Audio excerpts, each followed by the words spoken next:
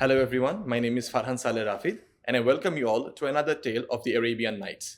In our today's Adda on the shores of the Persian Gulf, we have Mohammad Ishrak with us, who is a graduate student at the Hamad bin Khalifa University in Qatar. Hello Ishrak. Assalamu alaikum. Walaikum assalam. Thank you so much for being with us here today. Thanks for having me again. At the very outset, I'd actually request you to show us some examples of how apparently some of the news reports done by the Daily Prothom Alo seems to be very biased towards a certain political party in Bangladesh. Well, Prothom Alo's stance regarding Bangladeshi political parties is the one that is reflected in the mindset of the urban middle class. It is very difficult to state whether the urban middle class's mindset is reflected in Prothom Alo's reporting or it is Prothom Alo's reporting that shapes the psyche of the urban middle class. But both go hand in hand, and that is beyond dispute. So, Prothom Alo's journalistic practices have always been the one that suggests that both of the leading political parties in Bangladesh, BNP and Awami League, were one and the same. So, basically, they are cut from the same cloth. So that was their narrative.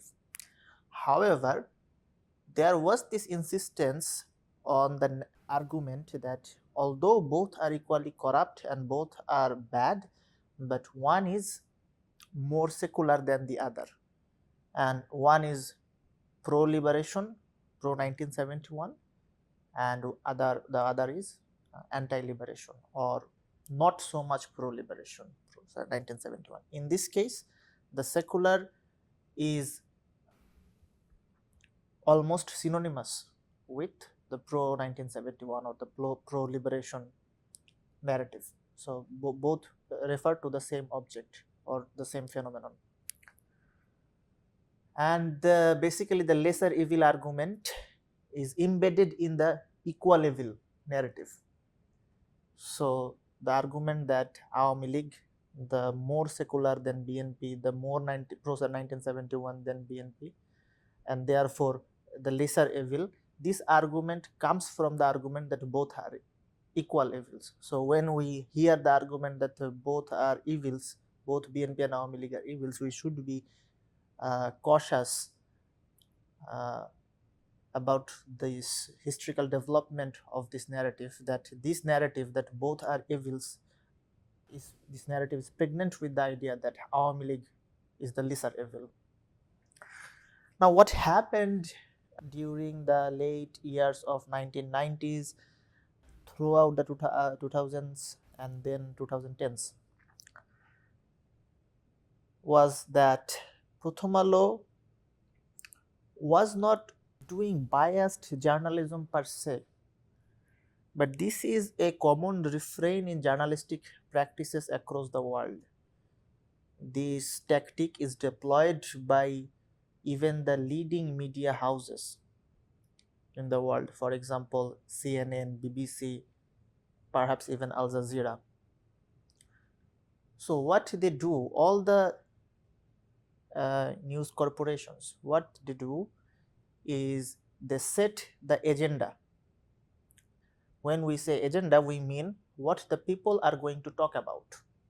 So, their topic, they set the topic, which topic should be talked about and which topic should be glossed over, which topic the people will gossip about, they will have a dinner over discussing a particular topic, and which topic should merit our attention. So, this is part of the agenda setting, and all the news portals in print form, electronic form, or the digital form, they engage in this practice. In fact, this is not something that you can even avoid, even if you want to. There will always be a particular news piece that will make the headline at the expense of other news pieces. There is no way of avoiding this. This is something natural. The second thing is framing. The first aspect is about setting the agenda, and the second aspect, the framing issue, deals with the issue of how you should approach that particular agenda. For example, there is something, an incident that has happened, and some media house chose to make it a headline. So that is agenda setting. And they set the agenda, and in their agenda, this gets the highest priority. Fair enough. But the second question that arises is how we should view that incident. A murder has taken place. So if you put the news on at the top of your newspaper that this murder has happened, then that is going to set which topic people should be talking about, or people will be talking about, your readership will be discussing. But if you add in the subhead that the victim of the murder was implicated in 48 robbery cases and 58 theft cases. Automatically it loses the kind of sympathy towards the person who was murdered. So yes, exactly. So this second aspect is about framing. You guide your reader's mind about how they should perceive a news. It is no longer only about conveying the news according to your priority list. It is also about conveying the reader how they should feel about a particular news. So these are the two aspects that all media houses, as I have been repeatedly emphasizing, engage in. There is no way around this. Now, Prothom Alo is not biased in a sense that other newspapers are not. So, if we carry along this line of investigation, we have to admit that all news portals, all media houses, they are biased in one way or another. Even if we try to come up with a neutral yardstick against which we will measure the biasness or lack thereof of particular media corporation, that neutral yardstick will be replete with biases of its own. So the question is not so much about the biases that Prothom Alo has had in its reporting. The question is about what were the consequences of these biases. So which interests did Prothom Alo serve, and which interests did Prothom Alo suppress? So these are the questions that confront us. Now, Prothom Alo, objectively speaking, rarely deviated from reporting the actual news. There were a few equations. For example, after the sham national elections in 2014, Prothom Alo published a photo of a woman with her child, carrying her child, and in that photo, Prothom Alo put vermilion, or what do they call It's it? basically what the Hindu women wear after their marriage Exactly. every day on their forehead. So they photoshopped the image and put it.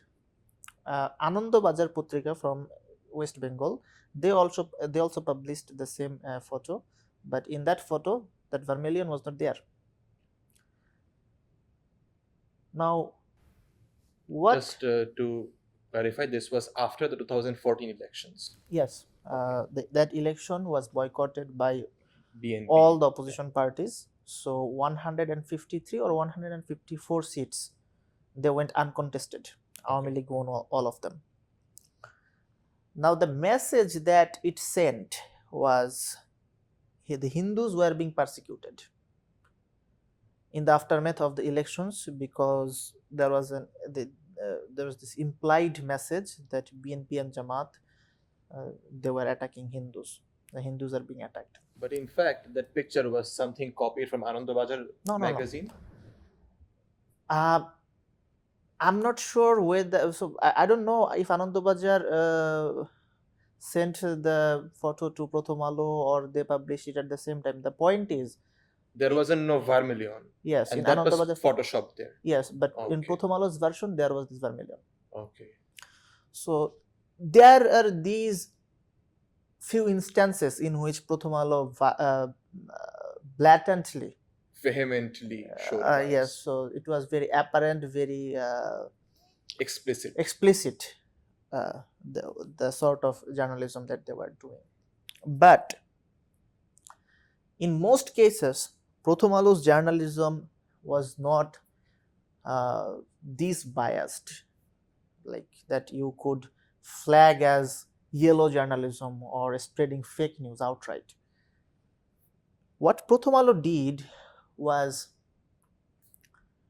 slowly push a narrative that does not directly benefit the Awami League as a political party or the Awami League regime as a uh, uh, government party per se, but it certainly delegitimized the alternatives to Awami League, BNP, Jamaat Islami, and all So the it others. wasn't saying Awami League is really good, but it was saying there isn't any other better option as well. Not only that, the argument was not only that there was no better alternative to Awami League. The argument was that the alternatives to it are really, really bad. Okay. So there is a difference between no better and the other. So Awami League or destruction, something Yes. like that. So, so yes, almost the same thing.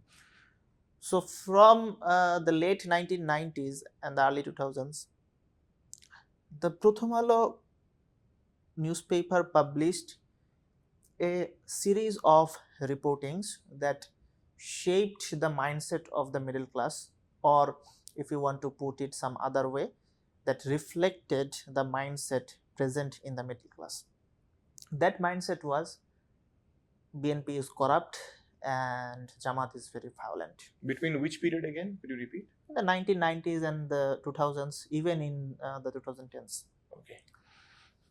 So, if you ask a person whose psyche has been shaped during this time, that, okay, tell me one instance, one incident because of which you hate on BNP or if you hate on Jamaat, they will probably not be able to come up with one example or explanation. They will simply say, well, we all know that it is all over the news, there are multiple incidents, multiple evidences. But if you ask them to put their finger on the issue that really motivated, that really led them to conclude that BNP or Jamaat Islami did this wrongdoing, they will not be able to do that. Because Prothom Alo, they did not focus on any particular case.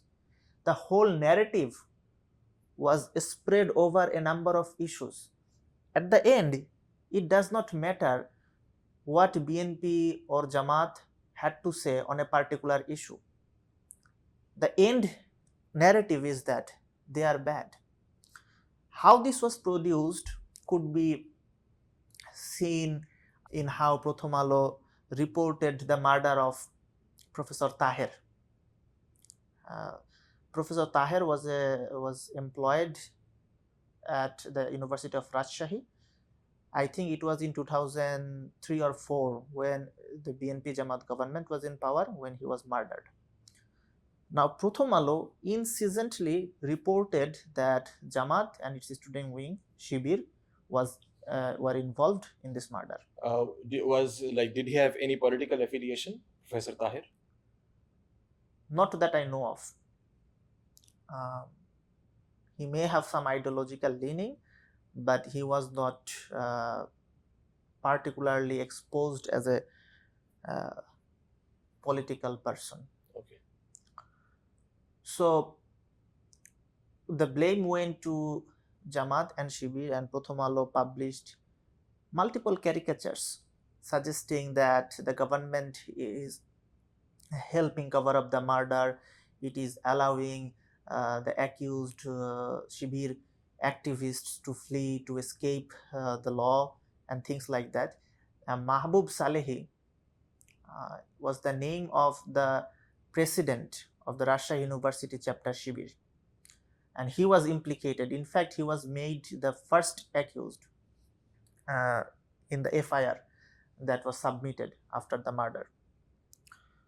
So there was a campaign against Shibir based on this murder. And the news report that Prothom Alo did on it. Yes. Now, ultimately, Mahbub Salehi was captured. He spent a couple of years in jail, then he got out on bail. And during the Hasina regime, the final verdict came out, and the verdict was executed even. So, two people were executed in 2022, I think. Including Mahbub Salehi? No. Okay. He was exonerated. Oh. He was not found guilty. And finally, the verdict said that the murder was a result of professional jealousy. There was nothing to do with Jamaat, Shibir, or any other political party for that matter. It was completely about professional jealousy, workplace conflict. Now, people will not remember that Mahbub Salehi was accused, then he had to spend a few years in jail, then he got out and he could not come back to Bangladesh until Hasina's regime fell. All these things will be wiped out of the public memory. But the public will remember that Jamaat did something bad, Shibir did something bad, and there were multiple caricatures suggesting that, well, these people, although they talk about Islam, but they are not actually that good. This is the lasting impact of the reporting. Who would follow up?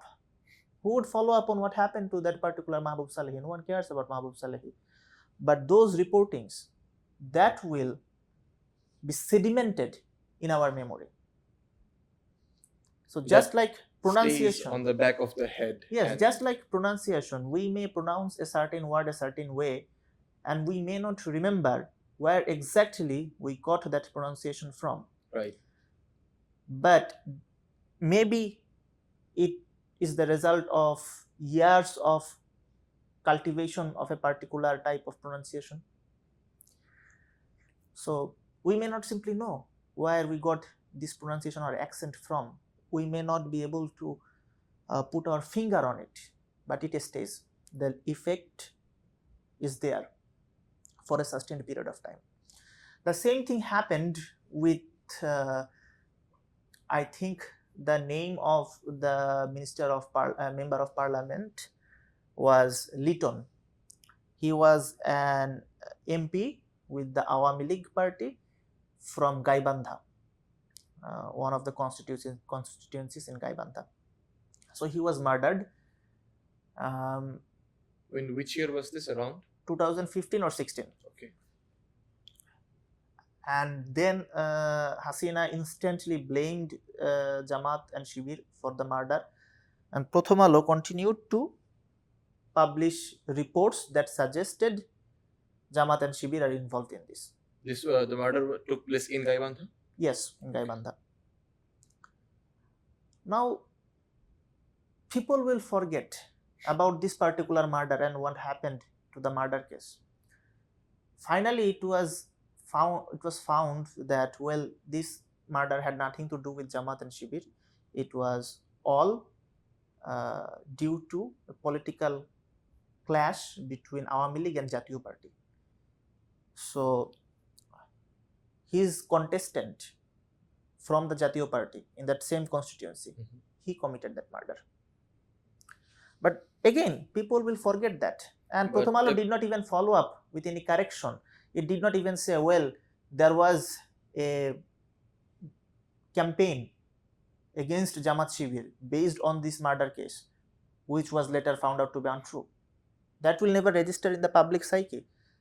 The public will simply remember that, well, I have read news that said Jamaat Shibir committed murders.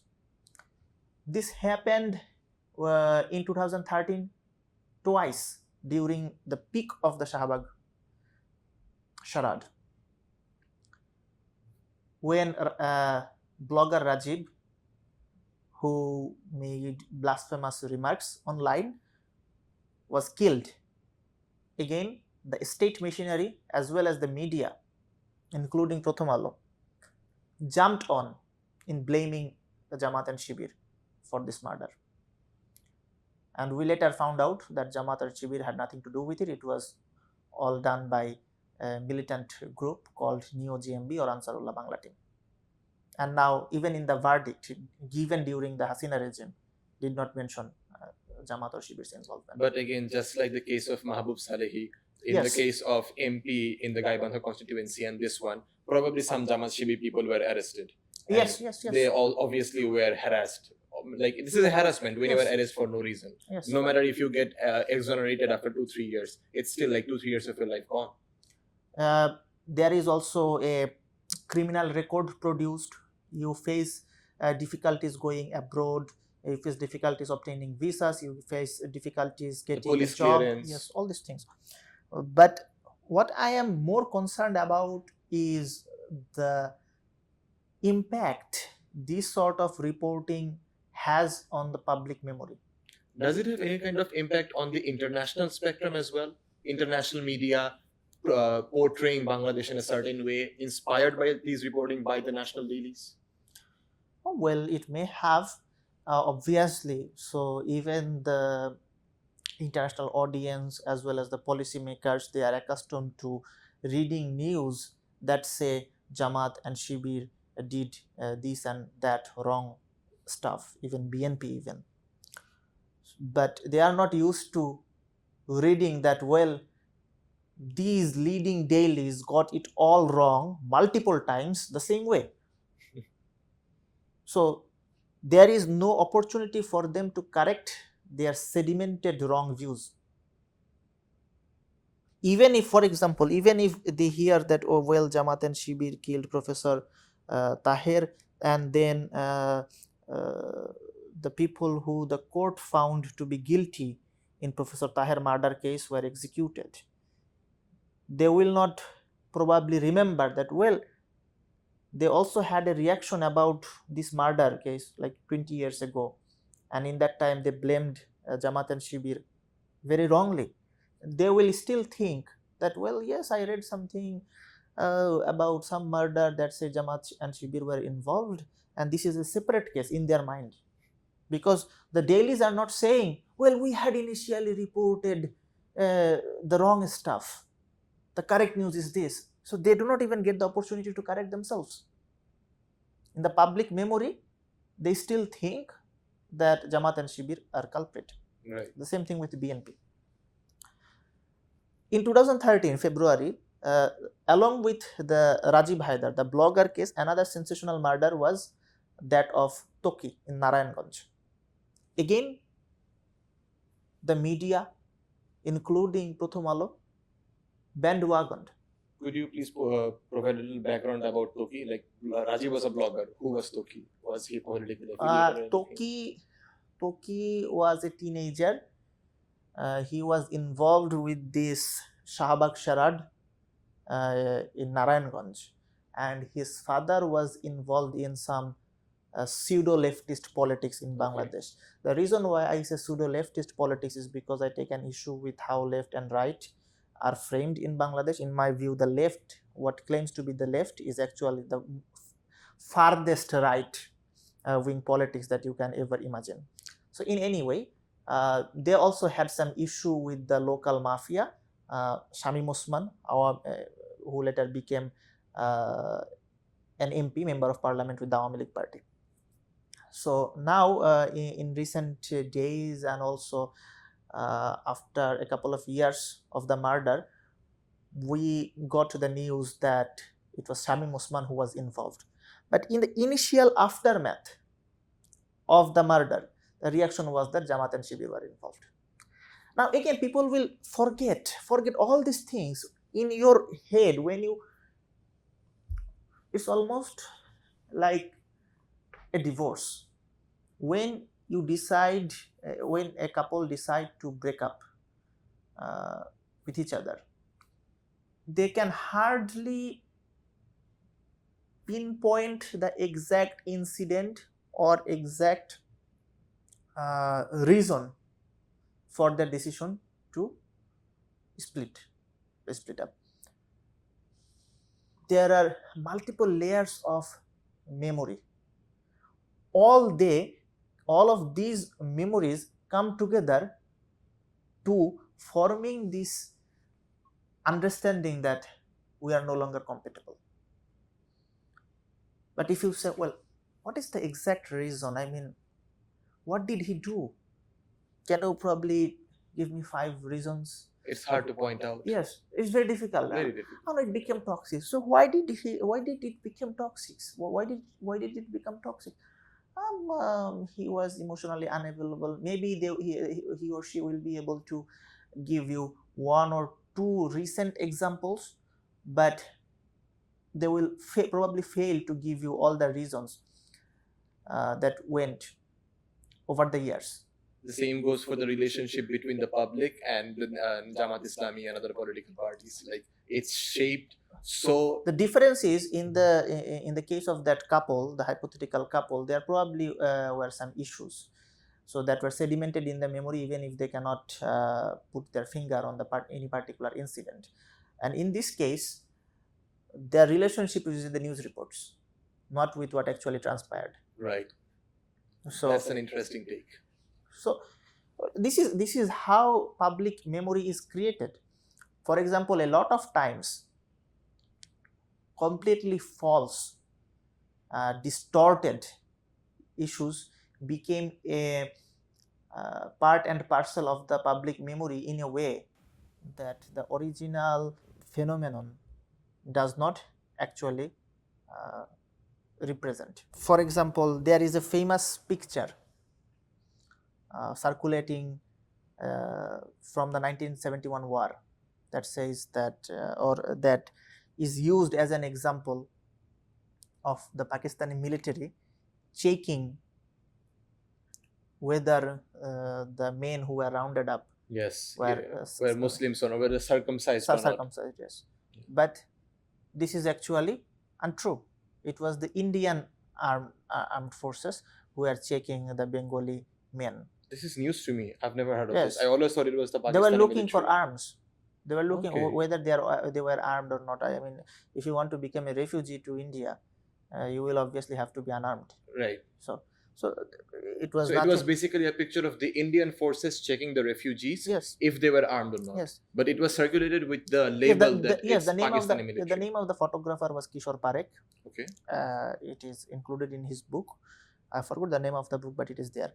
But even to you, this is a news. So it is sedimented in our public memory. It does not matter whether this particular piece of information is true or not. True or not, objectively speaking. But people, if you show the image to them, you don't even need to explain what is going on there. They will automatically assume that, well, this is a Pakistani army man doing this to a Bengali man, and all the Islamophobic narrative that you can build from this and onwards. Yes. So with Jamaat, the same thing happened. If there is a temple attacked, you automatically jump to the conclusion that Jamaat has done it, or BNP is involved. How? Well, you don't know, but we know that these are the people who do this. But how do you know these are the people who do this? I read somewhere. Based on these faulty narratives, based on these faulty reportings. So there are multiple incidents. One other example that comes to my mind is the murder of SP Babul. Around which year was this? 2016-17. Okay.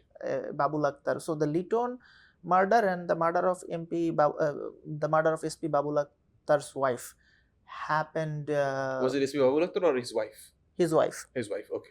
So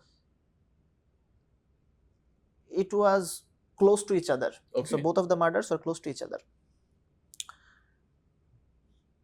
Again, this time Jamaat or Shibir was not particularly singled out, but the blame was on the Islamic fundamentalists. Okay. I think it was just before the Ramadan, or the Ramadan had just started. More than 50,000 people were rounded up and sent to jail. Because of this one murder? And there was a crackdown following it. Okay. So in the crackdown, On the quote-unquote Islamist groups. yes, whoever was suspected of being an Islamic fundamentalist. And it was Not even members of a group, like a No. random person who was suspected to be a fundamentalist. Yes, it was after the 2016 Holy Artisan terrorist attack. So at that point, Jamaat or Shibir or mainstream groups ceased to be the number one problem. So the problem was not limited to political parties. It had by then spread throughout the society. And the terrorist groups, they often did not have a strict organizational structure. There were sleeper cells, and lone wolves. So there was a crackdown, and more than 50,000 people were rounded up. And later it was found out that, well, there is still a controversy about who actually committed the murder and for what reason. But no one now blames the Islamic fundamentalists. It is settled that whoever the murderer was, it wasn't from any of the fundamentalist groups. It was anyone but the Islamic fundamentalist. But that will not clear up the image that Islam has received, and because of this, the damage has been done. The damage is already done. There was another murder of a Rajshahi University professor. I forgot the name of that professor. But was this after the 2016? Around the same time, 2015, when there was a spree of blogger killing. It was done by the Neo JMB Ansarullah Bangla team people. Okay.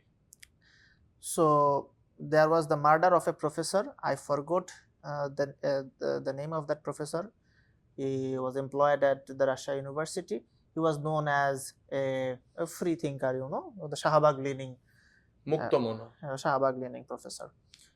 And again, the Islamic fundamentalists and Jamaat and Shibir, they were all blamed. One root level worker of Shibir was arrested. He was suffering from leukemia. He did not receive proper treatment when he was in jail. He died within 6 months. I'm not so sure about the month. He died while in prison, and later it was found out that Jamaat and Shibir had nothing to do with his murder again. And he was the only one arrested? I think 5 or 6 people were arrested. And in most of these episodes, after the murder or the incident took place, there was a nationwide crackdown. Again?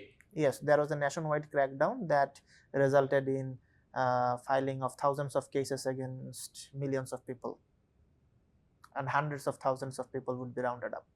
That was like the norm. So you have one murder in one specific place, and that too, for that murder someone was arrested who was a patient of leukemia who died in jail. Despite all of this, you have like hundreds and thousands of people being arrested. And it's like, there is a terrorist attack, and now the law enforcement agencies across the country have decided to launch a crackdown against all the terrorist activities and tendencies in all corners of the country. So that particular incident used to function as a catalyst. Exactly. So they will not just like one push in the dominoes, and then so they will not implicate you in that particular terrorist attack or the terrorist incident, but there will be cases filed against you. You will be included in some other case, and all of these cases obviously will be against the masses, and they will probably read almost the same. Only the names will be changed, the details and all the other things, they will just almost a short question here. It will deviate from our discussion for a little bit, but I'm curious. When the government and its forces were launching these crackdowns, was there any kind of at least subtle, if not an outright aim to cripple the opposition party, BNP and Jamaat activists? Yes, it's not the case that, well, only the terrorists would be picked up. The BNP, the Jamaat, and all the other party members, they would also be implicated in those cases. So the government did not distinguish between BNP, Jamaat, ISIS, Al Qaeda, uh, and so on and so forth. So when they decided to crack down uh, against a particular phenomenon, it does not matter what the phenomenon was. Everyone would be rounded up. Even a few Awami League activists here and there would fall victim to this. So this is not a precise response to a specific problem. So this was a collective punishment that was imposed upon a faulty understanding of who committed the crime for what end. Now, this carried on uh, for a number of years. And whenever such incidents would happen, Prothom Alo would obviously report on these incidents from a very one-sided way, which would result in these things to be embedded in the memory. Yes, they would first set the agenda in a way that the public talk about this issue, and then they would frame the topic in a way that the public view the Jamaat Shibir as culpable for these incidents. And now, obviously, as history goes, things will come up. Only the people who are interested in knowing the truth, for example, the political activists, they will perhaps remember, well, I read this news and they said that this party was responsible for that, but now a new discovery has been made, and well, it's completely different. Perhaps this has no connection to what was reported earlier. But the general public, they don't have that sharp of a brain, they don't have that sharp of a memory either. So that's where we come in to the picture. Yes. So viewers, that's something we are really committed to bring forward the actual stories to you, which have been hidden all through the years. So this is one of the ways in which Prothom Alo did really made great contribution to helping the Awami League regime come to power and stay in power. There were other ways as well. One other way was how they used to report the clashes between the police and the opposition forces.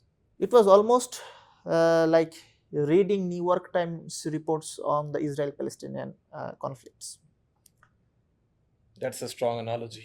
So Prothom Alo would report the police attacks on opposition parties the way New York Times or CNN reports Israeli attacks on Palestine. No matter how much it was police to be blamed, it was and no matter how many times the police were proved to be the first instigator, the Prothom Alo would always term the conflict as clashes, never police attack. By the way, this is something that we can say a new development. In the 1990s, and when the BNP Jamaat was in power at the turn of the new millennium, it wasn't the same. It wasn't the same, but this is a new development. The other way was it would always hide the losses suffered by the opposition forces. For example, let's say, for the sake of argument, let's say it was a clash, not a police attack, but a clash. So in the clash between the police and Jamaat, 4 people died. The Prothom Alo would put out a headline, something like, "There is no end to Jamaat's violence," and the subhead would read, 4 more people died. But who are these people? They wouldn't elaborate on the subhead. That's secondary to the issue. The first issue is when you say Jamaat's violation is not ending, and then you say 4 more people died, you would automatically conclude that, well, Jamaat has killed 4 people. Yeah. But when you read the body, you will find out that these 4 people died of bullet wounds, bullets that were fired by the police. And maybe some of them are Jamaat This happened, activists. yes, this happened particularly in February, March 2013, and in other years. For example, after Delwar Hossain Saidi was uh, sentenced to death by the highly controversial and almost discarded International Crimes Tribunal that Hasina set up. After Saidi's verdict, the public, they came out en masse. From 28th of February to 4th of March, according to Prothom Alo, around 80 people were killed. Of them, 6 belong to the police force, 38 Jamaat and Shibir activists, and 30 were the normal people who had no political affiliation. But they came out in a protest to Yes. the verdict. So this is according to the Prothom Alo. It was published, I think, on 5th of March 2013. But the headline was about Jamaat's violence. So if police had killed 68 people, then it is hardly the Jamaat to blame. But again, so this was done. The police would kill people, and Prothom Alo would say Jamaat's violence, or that clashes, thereby hiding the identity of the victim and sometimes deliberately engaging in victim blaming. So that is how Prothom Alo empowered the police to become the monster that it became. Finally, Prothom Alo also set the tone for the regime narrative about opposition movements. So, for example, when there would be so-called clashes between police and the opposition forces, and there will be murders and things like this by the police or the regime forces, Prothom Alo would fix the spotlight on the infrastructure instead. This train was set ablaze. That particular building was harmed. These pictures will take the driving seat, whereas the stories of the people who were killed, their names, their identities, their sufferings, their stories, all of them will be buried in the details that no one really cares about. Something similar to the metro rail thing. Yes. In July. The same thing that happened during the July Revolution. In fact, this is the Prothom Alo narrative that the government later picked up and marshaled. So, in a way, we can say that not maybe in some cases the government's narrative was being reflected in Prothom Alo, but at the same time the government's own way of communicating was being constructed or shaped by Prothom Alo's narratives as well. So, in fact, it was extremely funny when there were police killings, police brutality was taking place. Prothom Alo was wondering in 2012, November 2012, Prothom Alo was wondering why the police were not more brutal in its suppression of Jamaat and Shibir. There were a number of reports that Prothom Alo had published in early and mid-November 2012, instigating the police to become bolder, to become more aggressive in its suppression of Jamaat and Shibir political activities. Furthermore, this tone that Prothom Alo had set, it was evident in the middle class's response to the massacre at the Shapla Square on the 5th of May 2013, and in similar other cases. So that is how Prothom Alo legitimized the state violence and delegitimized the resistance against state forces. So I would say that instead of focusing on the particular aspects where Prothom Alo deliberately distorted the reality very blatantly. Like the one we mentioned Yes. about the farmer loan. Yes.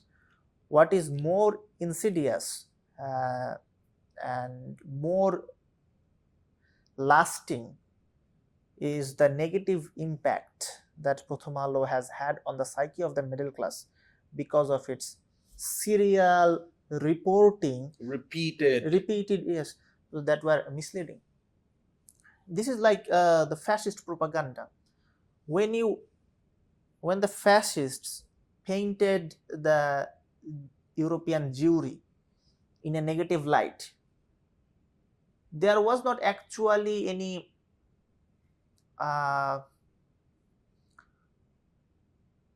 ability for the consumer of the fascist propaganda to pinpoint a particular incident or a particular case based on which he or she can say the Jewish people or this Jewish person was actually detrimental to the society in a way that no other person was. It was just a generalized narrative. Yes. Jews are bad. That's it.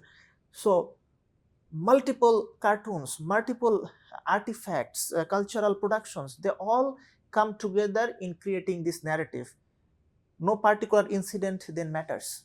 To a point where it is so much ingrained in Yes, your brain. it becomes the common knowledge. Right. It becomes the common knowledge, the foundation, the premise of the society. So the premise, there is no longer any need to question the premise. I mean, we all have some taken for granted assumptions. For example, if I see a tiger there, then I will run. Because you have an assumption the tiger will harm you. Yes, I don't need to inspect well whether this is actually a tiger and whether tiger is harmful, whether tiger is aggressive. I just know I will run. So it's almost like that. Without any scrutiny, there is an assumption that this is Jamaat, this is Shibir, this is BNP, and they engage in this and that activities, and therefore they are to blame. We don't need to investigate actually who did what for what end. So that is the lasting impact of Prothom Alo, and that is how it supported, it kept the middle class in support of the fascist regime much beyond the past 15 years. So it did not only support the fascist regime when it was in power, but it also helped catapult the fascist regime to power. Now, as we move on towards the end of almost the end of our discussion, I only have two questions remaining. First one is, as we see, Prothom Alo was founded in the year 1998, and since then, as you mentioned, even when Awami League was not in power, they were still supporting us, like the narrative, which is more leaning towards Awami League. So my first question would be, does the editorial body of Prothom Alo have any sort of intellectual leaning, or is there some kind of commercial interest, or both, that they keep on doing this, keep on rendering support to Awami League? Second question would be, as in the very beginning you mentioned that it's very difficult to get rid of the bias, bias at least in terms of agenda setting and framing. It's impossible. Yes, it's impossible. So are there similar dailies or media elements who are biased towards Jamaat probably, and do they have similar practices? So if you see, one by one answer the questions. The first issue is about what is the stake for the editorial body? Yeah. The editor of Prothom Alo is Mutiur Rahman. He was involved in pro-Soviet politics in his early days. So at that time during the Cold War, Soviet Union was in cahoots with India.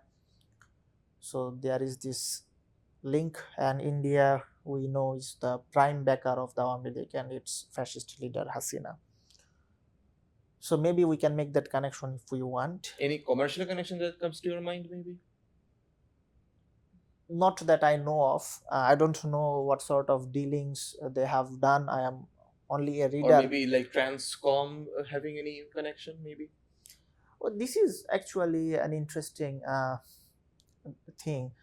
A Transcom group, the owner of the Transcom group, Latifur Rahman, he was actually known as the supporter of BNP.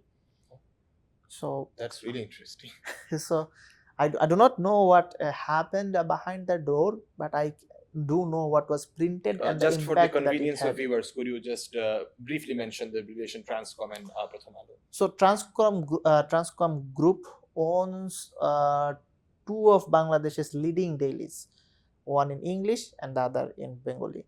The English one is the Daily Star, that is edited and published by Mahfuz Anam. The Prothom Alo is the Bengali one. It is the editor of this paper is Motiur Rahman. All right. So honestly, I cannot comment on this because whatever I comment will be a speculation and probably Exactly. Borderline conspiracy theory even. Right. So let's move on to the second question. Yes, there are newspapers who are more sympathetic to the Jamaat point of view, BNP point of view. Doinik Dinkal is the so basically this is the mouthpiece of BNP, and Doinik Sangram is the mouthpiece of Jamaat Islami. That is commonly known in Bangladeshi political sphere. But the problem is both of these newspapers do not have any pretense of neutrality, which Prothom Alo has. So they declare that we are towards. Yes, it's very apparent and outright. It's very apparent. It does not even pretend to be neutral. So they don't disguise. Yes. Behind the neutrality veil. The best propaganda is the one that does not appear as such. As a propaganda. So Prothom Alo, yes, the Prothom Alo is extremely conniving and effective in propaganda for that very reason. Amar Desh, it is still edited by Mahmudur Rahman, one of the most persecuted journalists in Bangladesh. It also does not have any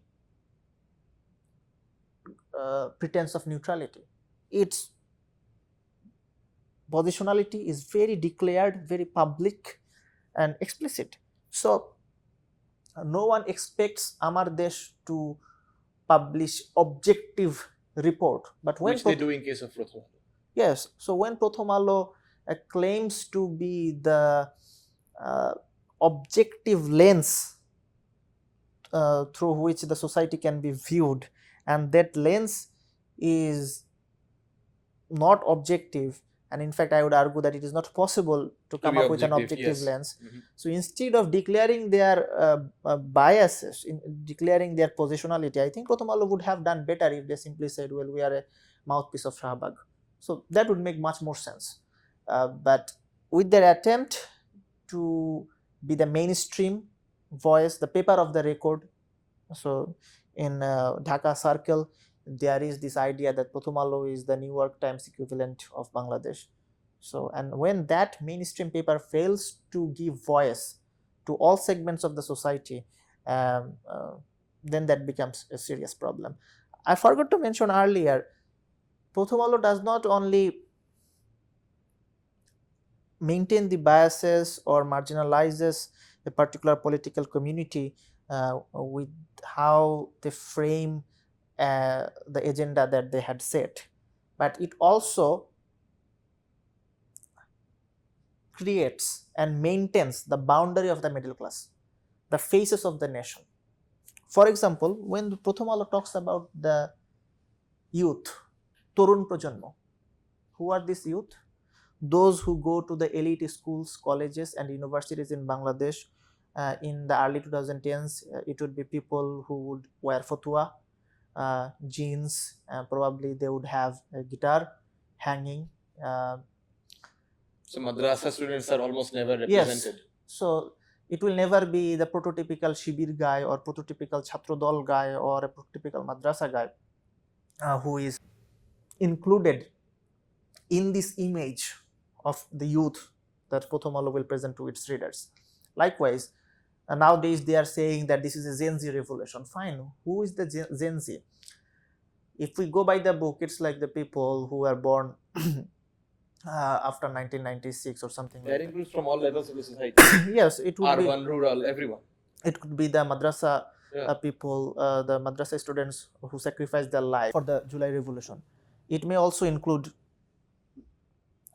the sons of the farmers, the laborers, day laborers who are killed. But when Prothom Alo and the likes talk about the Gen Z, it is never them. So in Prothom Alo's portrayal, the generation Z represents or refers to the sect of people who live in the apartments of Dhaka, go to the schools and colleges that middle class goes to, and the universities, the private universities and public ones. Even in when we talk about the public universities, there is a division between the middle class public university students and the rural public the rural students, the students who come from the rural area.